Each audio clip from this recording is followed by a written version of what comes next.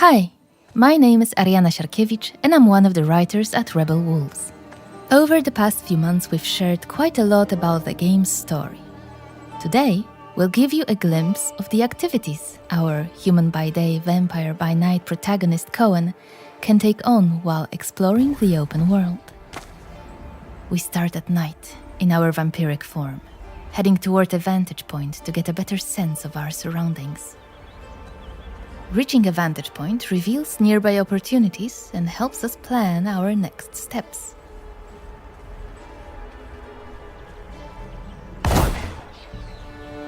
Just gorgeous. If you brave these woods, folks say they're chock full of monsters. Village of Malagir. Codrin's family's land. Malagir Monastery. Its best days are long behind it. I don't think I'll find anything else here. Let's open them up and check nearby points of interest. Some are tied to Brensis's officers. More on them shortly. Others to hidden mysteries, haunted sites, and shrines used for fast travel, which can also serve as quest objectives. Let's mark one and head there.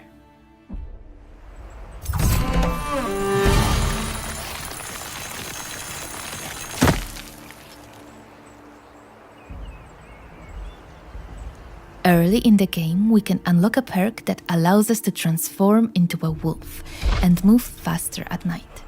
It's quicker and more agile, though it comes with some limitations. There's also a daytime equivalent, but more on that later. What was that? Is someone in trouble? It looks like we've come across a group in need of help. Whether we intervene is up to us, and both choices can lead to unexpected outcomes. We began with death from above, allowing us to quickly eliminate an unsuspecting enemy and gain the upper hand from the start. We have incorporated community feedback, and now there is no need to open the skill wheel to select a previously assigned ability. Instead, we can use quick selection. I thought I was done for. Done for. So did I, to be fair. Wasn't sure I'd get you out of this in time. But you did. Bless you. Bless you. For now, we need to recover. As a vampire, we restore health by feeding. Human blood is most effective, but in this case, we rely on animals. It's less efficient, but it will do. Feeding increases our corruption level. It's shown next to the health bar at the bottom of the screen. The higher the corruption level, the more vampiric perks are unlocked for purchase. Nearby points of interest are marked on the map and indicated on the compass at the top of the screen. Let's head to the shrine. Here's the shrine. Damaged, so we can't use it yet. Desecrated. Looks like the shrine's missing its heart. But maybe I could restore it.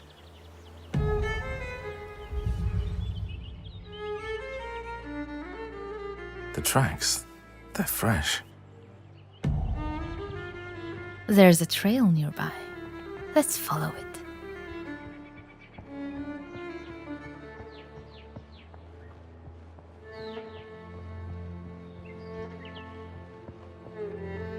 A group of Brensis's soldiers has set up camp.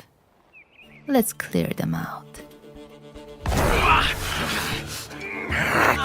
Voracious Bite allows us to drink blood from an unsuspecting enemy and gain the upper hand at the beginning of combat. But we're not able to drain this enemy fully as his comrades quickly come to his aid.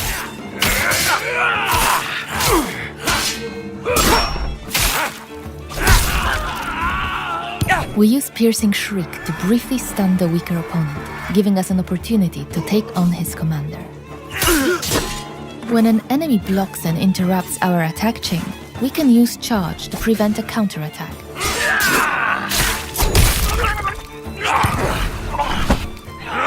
Voracious Bite can also be used during combat as an active perk, allowing us to regenerate some health. Hope word of this reaches your master. With the camp destroyed, our infamy increases. More about this in a moment. Let's collect our loot. We found the shrine's missing heart, along with a manual that unlocks a new perk, Precision. Let's open our inventory and head to the Recipes tab. As I mentioned, the manual unlocks a new perk called Precision. Once we read it, it becomes available in the Character tab. Let's go there. The exclamation mark indicates that a new perk is available, but we can't purchase it yet. Perks can only be acquired at a shrine by spending experience points, which are earned by completing objectives. And since we've just finished one, we should be good to go.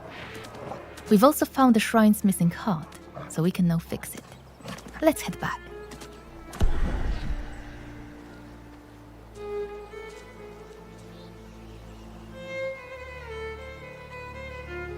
You're welcome.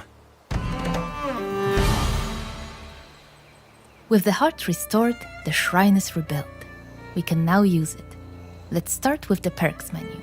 In the Swordmaster abilities, we find Precision, now available for purchase. As you can see, it costs both experience points and a time segment, indicated by the hourglass icon. Let's learn it. Now let's take a look at the Vrakiri perks. With our corruption level increased and another experience point available, we can unlock new abilities, again marked with an exclamation point. The corruption level required to purchase a perk is indicated in the tooltip on the right side of the screen. Let's purchase one.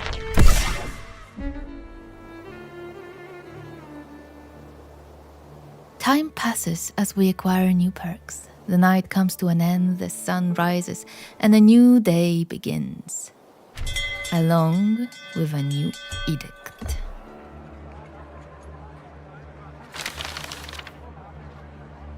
Edicts are tied to the infamy system we mentioned earlier. Several have already been proclaimed since the start of our journey. The higher our infamy, the harsher the edicts, and the more challenging the world becomes.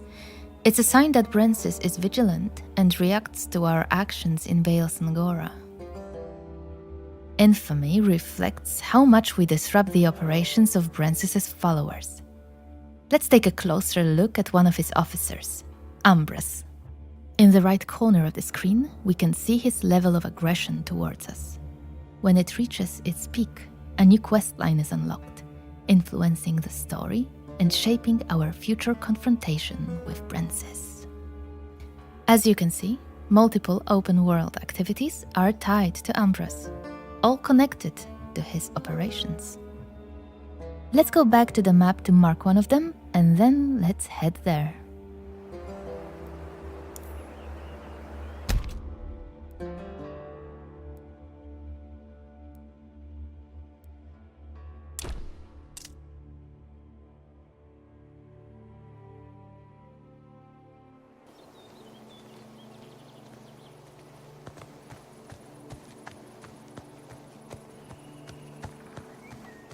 We've arrived near one of Ambrose's warehouses, storing blood supplies.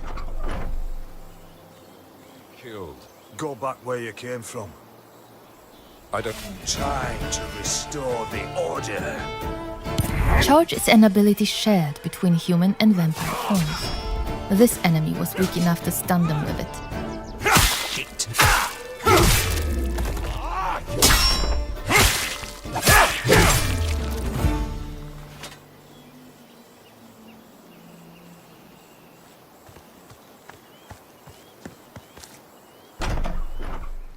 The Vrakiri store blood in places like this. Ambrose is responsible for keeping it safe. Oh, but we're not going to make his job any easier. Another group of soldiers stands in our way.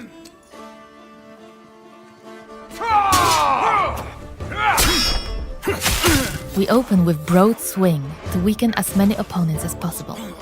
Then follow up with Burning Blood, which briefly staggers the enemy and applies a damage over time effect.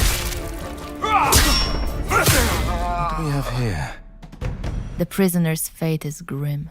Their blood is drained, then stored in places like this, where it awaits distribution to Brensis and his officers.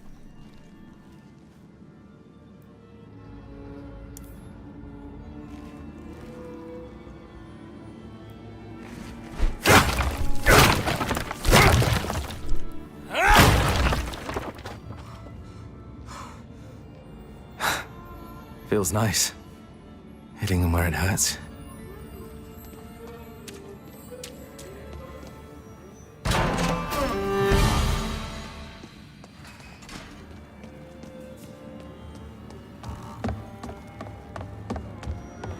With the supplies destroyed, our infamy rises again. We've disrupted Umbrus's operations enough for now. Let's move on to another point of interest, a haunted site. Earlier we showed you how we can move faster at night by transforming into a wolf. To increase our speed during the day, we can unlock a hex called Mercurial Fervor. Haunted sites are only accessible during the day, as they require blood magic, unavailable in vampiric form. Defeating them strengthens our magical abilities, but also puts our combat skills to the test.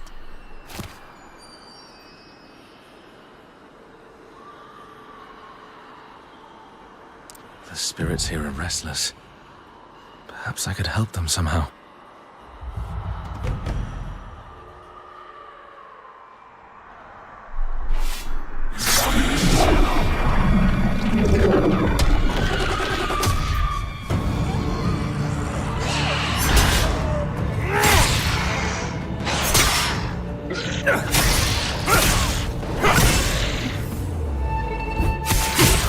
All of the enemies are nicely grouped together.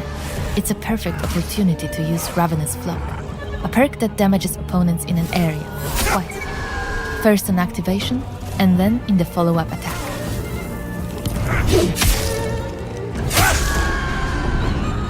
Rest up.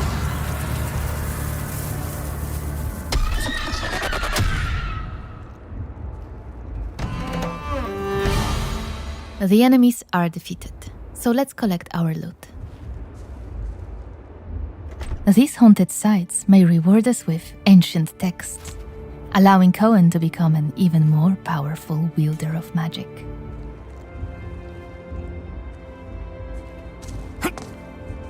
And that's just a brief look at open world activities. Many more await, often tying back to the main objective and opening up new storylines along the way.